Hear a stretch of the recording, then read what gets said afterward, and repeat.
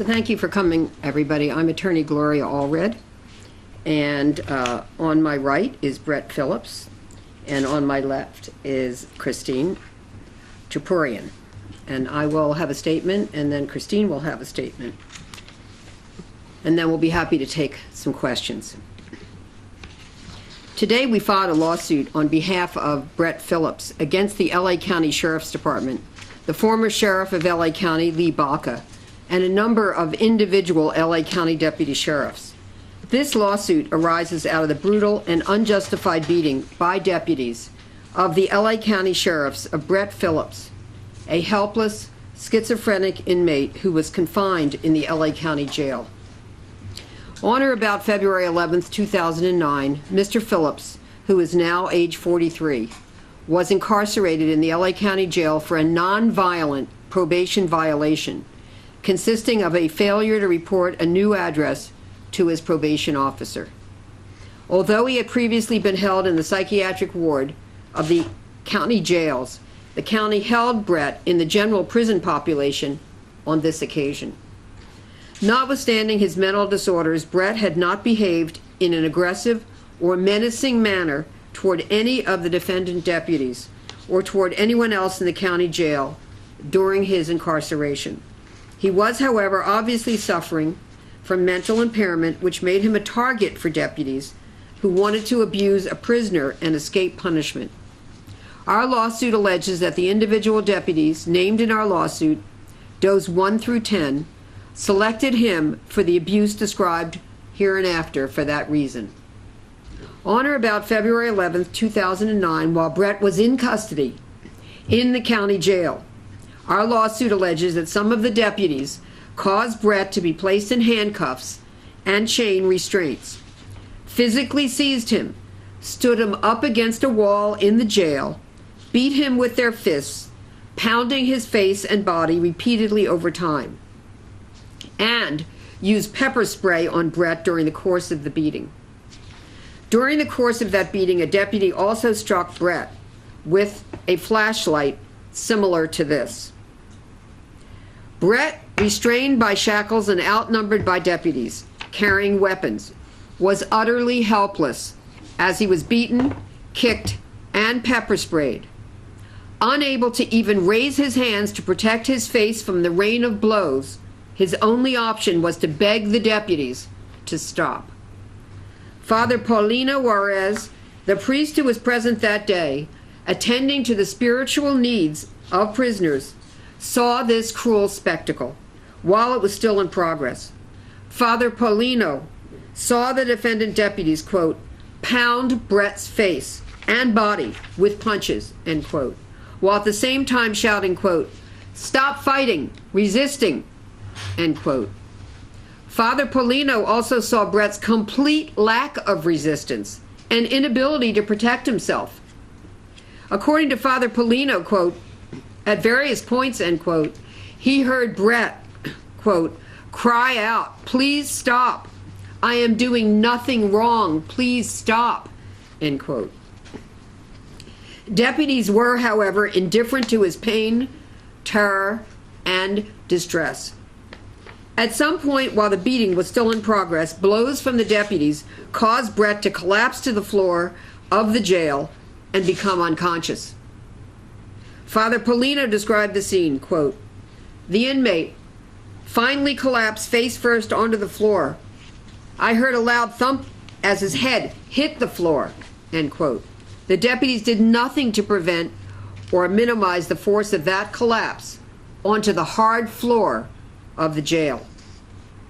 After Bret, who was already shackled, was on the ground, Father Paulino saw that, quote, one deputy knelt down with one knee on Bret's back, the foot of his other leg on the ground next to him, and began punching Bret on the back of his head and neck, while the other two deputies stood and watched, end quote. Mr. Phillips' ordeal was, however, not over. Father Paulino observed other deputies as they kicked Bret while he was still on the ground. While deputies were kicking Bret, who was shackled and on the ground, the deputy who was pinning him down with his knee looked up, saw Father Paulino, and realized that there was an eyewitness to the abuse. Meanwhile, an unknown sheriff's deputy who was aware of the beating in progress attempted to create a cover-up by shouting, quote, "Code 4," end quote, which is shorthand signal used by sheriff's deputies to indicate that a deputy is involved in a fight. Perhaps in response to the Code 4 announcement, 2 additional deputies ran into the area where Mr. Phillips had been beaten, and they started kicking and stomping on Bret while he was on the ground. During this part of the abuse, Father Polino observed that Bret, quote, "was not moving or saying anything," end quote. Alerted to the presence of a witness, one or more of the deputies signaled to the others to stop beating and kicking him. If the deputies had not been alerted to the presence of Father Polino, our lawsuit alleges that they would have continued to beat, kick, and/or stomp on Bret. When Father Polino turned to leave the scene, he, quote, "looked over at Bret, still lying on the ground and not moving, and saw a large pool of blood," end quote, which looked to Father Polino, end quote, to be about 2 feet in diameter in the area around his head and shoulders, end quote. On February 12, 2009, the day after the beating, Father Polino reported what had been done to Mr. Phillips to an LASD sergeant at the same county jail. The sergeant said that one of the deputies reported that Bret had spit on him.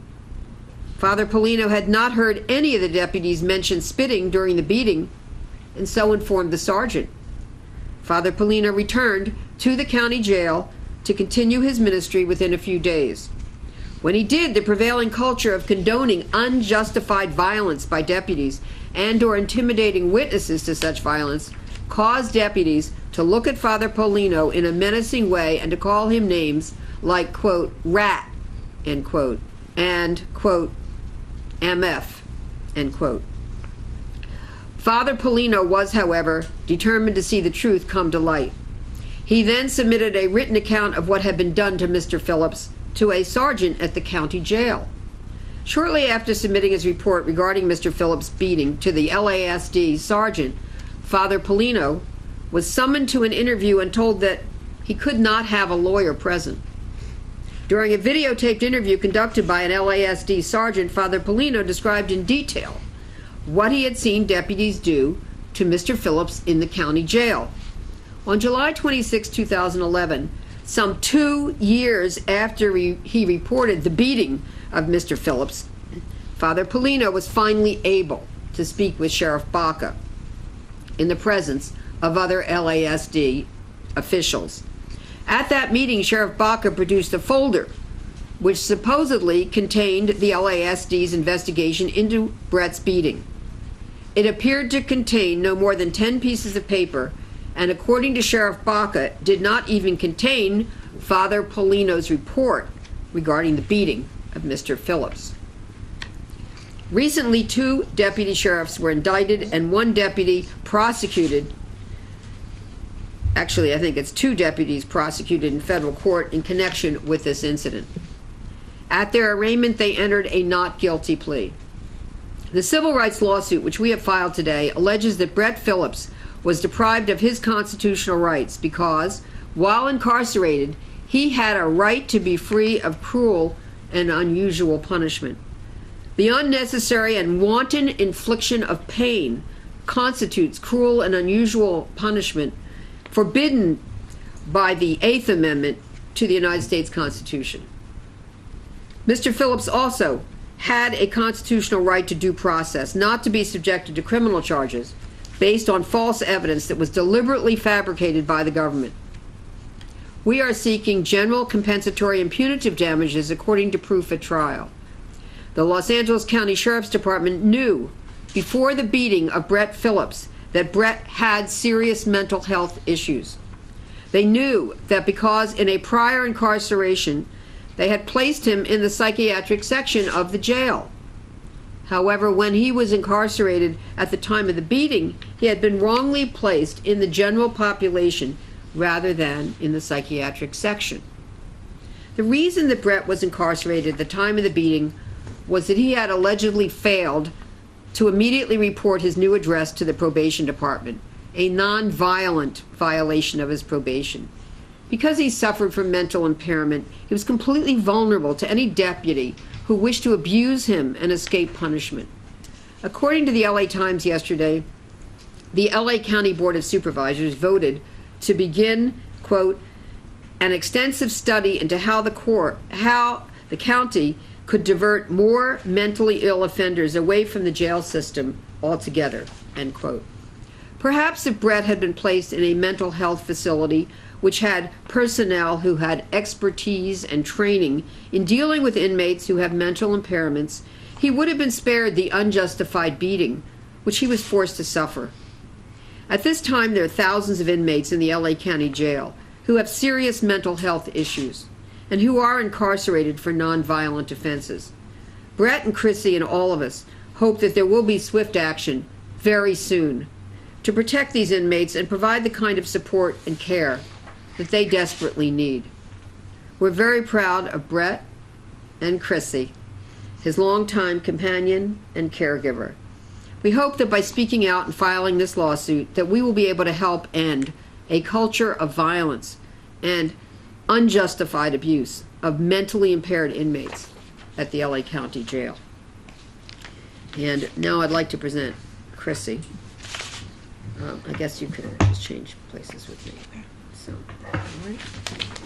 My name is Christine Chapurian. I'm here today to talk about the Los Angeles County Sheriff's Department and what they did to my constant companion, Bret Phillips, when Bret was held in county jail. Deputies who have since been indicted put Bret in handcuffs and waist restraints, making himself defenseless. Then they beat, stomped, kicked, and pepper sprayed him until he lost consciousness. Fortunately for Bret, there was a courageous eyewitness to the beating, a chaplain named Father Paulino Juarez.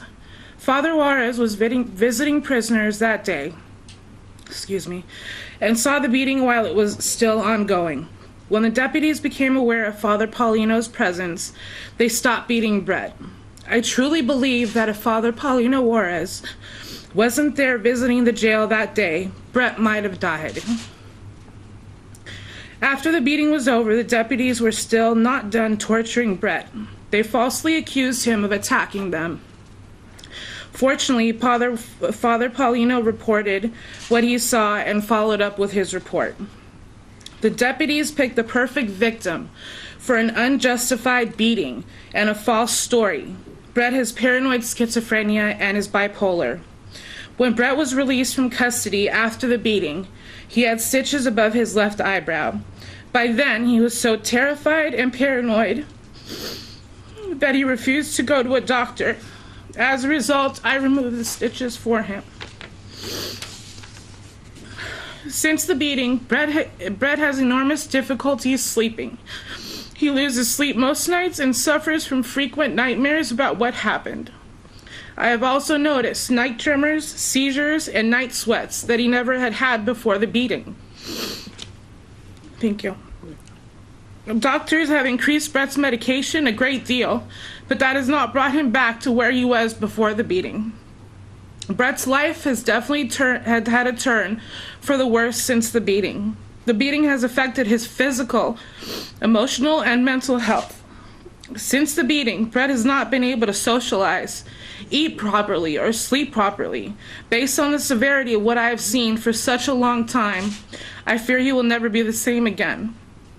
There is no excuse for what the deputies did to Bret, or to any other helpless person who is restrained and compliant. We will seek justice and hope that this will never happen again to anyone serving their debt to society.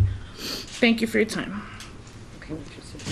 Me is one of my law partners, John West, and also my associate, Marcus Spiegel, and both of them are doing fantastic work on this case and will be taking the lead in litigating it. All right, so I will take some questions. By the way, they are in the Antelope Valley. It's where they reside. And also, this is a copy of the lawsuit that we filed this morning, which we're not able to give out, but we'll give you the case number. And it's B as in boy, C as in cat 54488. And it was filed in the LA County Superior Court. What is that? 7. That's a 7. You can hold Okay. it up for us. Yeah, okay. So that's it.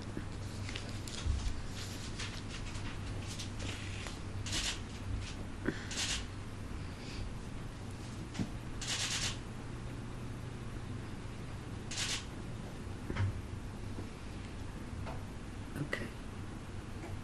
Well, all right. Gloria, for the sake of clarity, what you read here is part of the criminal affidavit on the federal side, correct? The details of which and the plaintiffs in your case are also being prosecuted federally, correct? You mean defendants? I'm sorry, the defendants. That's right. You're the plaintiffs. Well, I mean, what I read is what is alleged and what is quoted in our civil lawsuit, and it's from various sources. Right, but you've read the criminal complaint. Is there anything? We have read the criminal Is there complaint. anything additional, just so that I save me some time? I really can't say, but I'm sorry. Well, you can say. The criminal complaint is very skeletal. We also obtained Father Paulino's written declaration, and portions of that declaration are quoted in the complaint. In our civil complaint. Your civil complaint. And Gloria, this is the same, what you're talking about with the chaplain is the same testimony you provided to the ACLU in that documentary, right, in the video they Well, I mean, I don't know what he provided to the ACLU in the documentary, so. Okay. And then For the sake of accuracy, I can only tell you that we have his declaration, and To that's, the DOJ. we have his declaration for our civil lawsuit. That's correct. That's You what we see what have. I'm saying? I just wanted to clarify the defendants are the same in your lawsuit as the ones in the federal, or are there differences? You can say, John. 2 of the named defendants in our suit were under indictment. There are other defendants not indicted. So, in other words, we are also naming some others, and also does 1 through 100. In other words, as we discover who might have participated in any or all of what we allege, we will be then naming them as we proceed. Gloria, can you talk about statute of limitations, whether it applies in this case? Yes, I can. We think that because of Bret's mental impairment, he has not been able to file a lawsuit prior to this time. Essentially, legally, and we have expert opinion to offer on this, legally it's called being insane, and therefore